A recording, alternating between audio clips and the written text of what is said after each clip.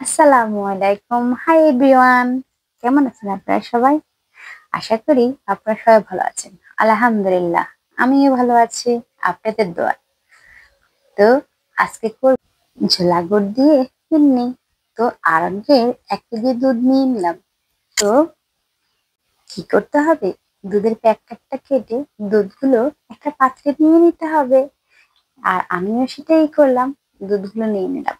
এখন নিয়ে নিচ্ছি ১ মুঠো পোলাও চাউল। আর এই চাউলটাকে ধুয়ে পরিষ্কার করে নিতে হবে। তো পরিষ্কার করে নিচ্ছি চাউলগুলো ধুয়ে। অন্যদিকে দুধগুলো জাল করে নিচ্ছি। যত জাল দিয়ে একটু ঘন করব ততই কিন্তু ফিরনিটা খেতে অনেক মজা লাগবে। আর ছোলা গুড়ের ফিরনি সেটা তো খুব দারুণ লাগে। আমার কাছে তো খুবই মজা লাগে। আপনাদের কাছে কেমন লাগে কমেন্ট করে কিন্তু জানাবেন অবশ্যই। আর একদিকে আমি চালগুলো ধুয়ে পরিষ্কার করে নিলাম।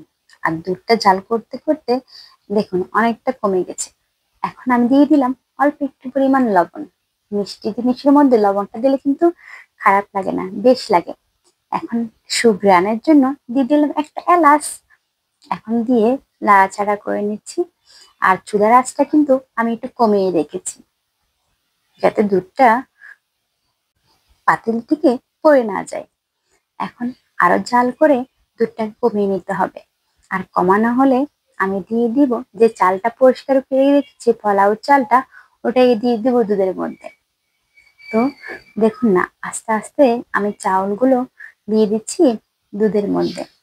দিয়ে এটা ভালো করে সিদ্ধ হওয়া পর্যন্ত জাল করতে হবে। তা আমার চাল দেওয়া শেষ। এখন একটু চামচ দিয়ে নাড়িয়ে দিচ্ছি। আপনারা কিন্তু এভাবে করে নিতে পারেন ছোলা গুড়ের পায়েস। যা মজা খেতে! ওহ, কি বলবো আর! দারুণ লাগে কিন্তু এই ছোলা গুড়ের পায়েসটা। আমরা কিন্তু এটাকে জোলা গুঁড়ো বলি, আবার কিন্তু খেজুরের গুঁড়ো বলি। আসলে এটা আমার আম্মু দেশের বাড়ি থেকে একদম খাঁটি খেজুরের গুঁড়ো নিয়ে এসেছে আমাদের জন্য। মানে খেজুরের রস থেকে বাসায় এই গুড়টা করেছে। দোকান থেকে কিনা গুড় না। দোকান থেকে কিনেও আমি এনেছি একটা দুধ, সেটা আপনাদের সাথে শেয়ার করবো অন্য কোনো রেসিপিতে। কিন্তু এই এই গুড়টা যেটা, এটা আমার আম্মু দেশের বাড়িতে রস নিয়ে তারপর গুড় করেছে।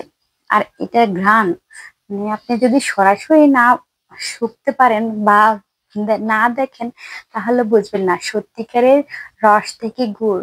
আর ওটা যে কি মজা আর কি সুন্দর একটা গ্রান, ওটা সত্যি না দেখলে বিশ্বাস করা যায় না, এবং সরাসরি না দেখলে তো ওটা মানে উপভোগ করাই যায় না যে গুড়টা কিরকম।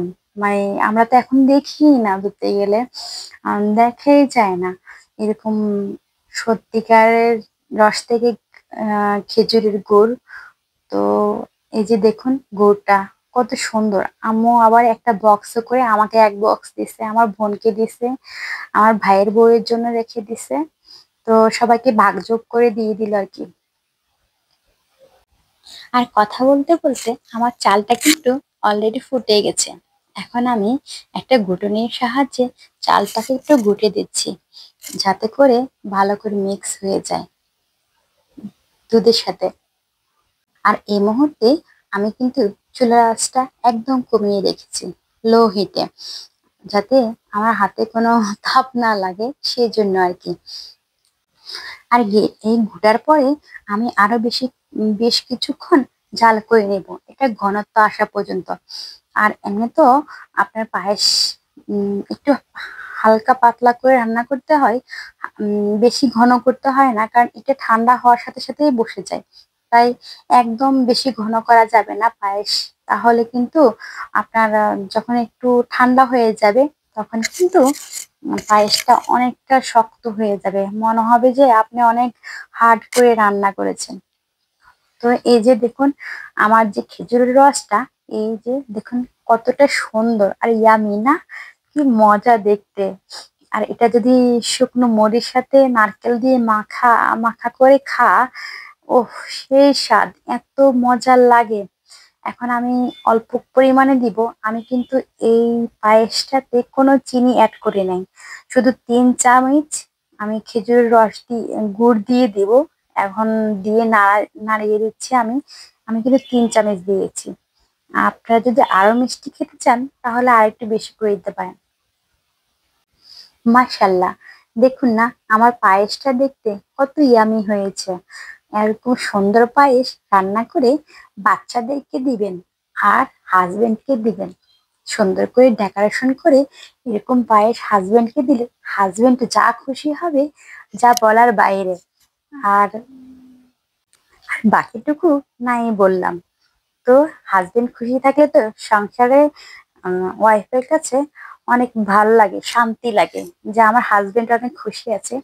তো চলুন, আমি আমার যেহেতু পায়েসটা হয়ে গেছে, এখন আমি উপরে কিছু জিনিস দিয়ে ডেকোরেশন করে নিব পায়েসটা, যাতে সুন্দর দেখা যায় এবং খেতেও ভালো লাগে।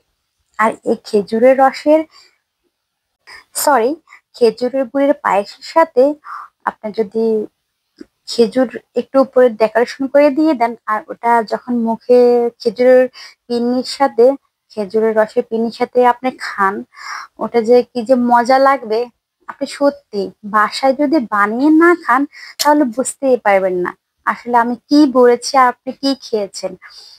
খুবই দারুণ, খুব দারুণ লাগে। একবার হলে ট্রাই করবেন কিন্তু বাসায়, সবাই ট্রাই করবেন। যারা যারা এই ভিডিও দেখছেন অবশ্যই একবার হলো ট্রাই করবেন, প্লিজ প্লিজ প্লিজ। এখন আমি এখন আমি কিছু পেস্তা বাদাম নিয়ে নিলাম, আর পেস্তা বাদাম গুলো একটা ছুরির সাহায্যে কুচি কুচি কুচি কুচি কুচি কুচি করে নিচ্ছি। তারপরে খেজুর গুলোকে কুচি কুচি করে নেব, আপনাদের পছন্দ মতো করে নেবেন, আপনারা আপনাদের পছন্দ মতো। তো এখন আমি যখন ছুরির সাহায্যে পেস্তা বাদাম গুলো কুচি কুচি করছি, তখন এদিকে সেদিকে লাফালাফি করে পড়ে যাচ্ছিল। তো এই দেখুন আমার পেস্তা বাদাম গুলো কুচি করা শেষ। এখন আমি করে নিব খেজুর গুলো। খেজুর গুলো সুন্দর করে কেটে স্লাইস করে নিব, যাতে উপর থেকে দিলে সুন্দর দেখা যায়, আর যাতে মুখে যখন পায়েসের সাথে এটা খাবো যাতে অনেক মজা লাগে। আর এটা আপনারা একবার ট্রাই করবেন, দেখবেন যে আমি কি বলেছি, যে বলবেন যে হ্যাঁ আপু তো অনেক ভালো কথা বলছে, সত্যি কথা বলছে। এই পায়েসটা খেতে খেজুর দিয়ে এত মজা, কিসমিসের চেয়ে তো অনেক মজা লাগবে। তাসমিন, আপনাদের সাথে একটা কথা শেয়ার করব, সেটা হলে কি জানেন, আমার হাজবেন্ড আজকে আমাকে বলে, আচ্ছা সুমি, তুমি আমাকে মজার মজার রান্না করে খাও ঠিক আছে, কিন্তু রান্নাঘরে গেলে তুমি কি করো গো? এত সময় লাগে, আধা ঘন্টা রান্না 1 ঘন্টা, 1 ঘন্টা রান্না 2 ঘন্টা, আসলে কি করো তুমি রান্না করে? তখন বললাম, স্যার আমি তো একটা ভিডিও শুট নিচ্ছি, তো রান্না করতে আমার একটু সময় লেগে যায়। হ্যাঁ, তোমার তো এত সময় লাগে, সেই বিকালের নাস্তাটা সন্ধ্যার পরেই দিলে, ভাত খাওয়ার আধা ঘন্টা আগে, তাই না? তো কি বলবো বল, তো আপনাদের ভাই কি করে বুঝে বলুন তো?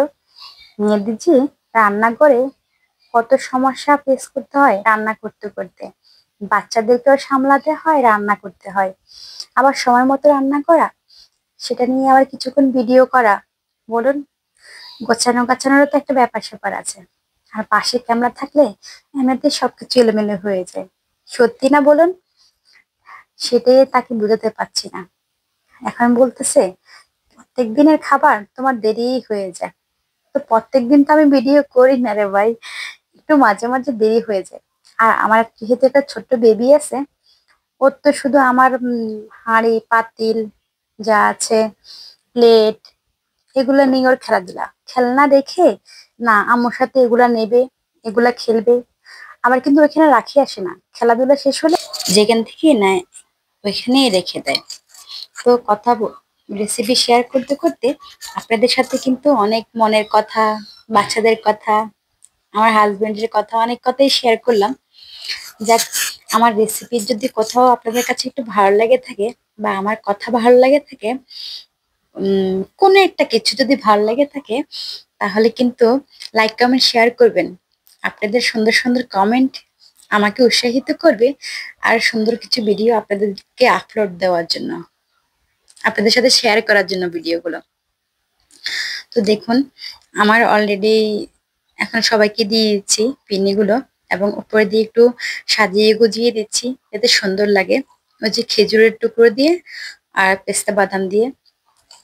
আর আর আমার একটা রিকোয়েস্ট, সেটা হলো যে আপনারা অবশ্যই একবার খেজুরের গুড়ের এই পিন্নিটা করে খাবেন। প্লিজ প্লিজ খাবেন, একবার হলো এই রেসিপিটা ট্রাই করবেন এবং রান্না করবেন এই পিন্নিটা, গুড়ের এই পিন্নিটা। দেখবেন যে অনেক মজা আর অনেক স্বাদ, সেই স্বাদ, সেই স্বাদ। এখন বাচ্চাদেরকে বললাম যে তোমরা একটু খাও, খেয়ে দেখো কেমন হয়েছে আম্মুর হাতের এই রেসিপিটা। তোমরা খেলে তাহলে তো বুঝবো যে কতটা মজা হয়েছে। তোমাদের রিভিউর উপর ডিপেন্ড করে যে আম্মুর রান্নাটা কেমন হয়েছে। ওরা তো এক চামচ মুখে দিয়ে বললাম, আম্মু ইয়ামি, অনেক মজা হয়েছে, খুবই মজাদার হয়েছে, খুবই স্বাদ লাগছে আম্মু, ও যে বলো না সেই স্বাদ, সেরকম লাগছে। এখন আপনাদের ভাইয়াকে বললাম, তুমিও একটু খাও, তুমিও খেয়ে আমাকে রিভিউ দাও যে আমার রান্নাটা কেমন হলো। আপনাদের ভাইয়া তো খেয়ে বললাম, অনেক মজা হয়েছে। এরকম মজার মজার রান্না আমাকে রান্না করে খাওয়াইও। তো সবাই ভালো থাকবেন। আল্লাহ হাফেজ।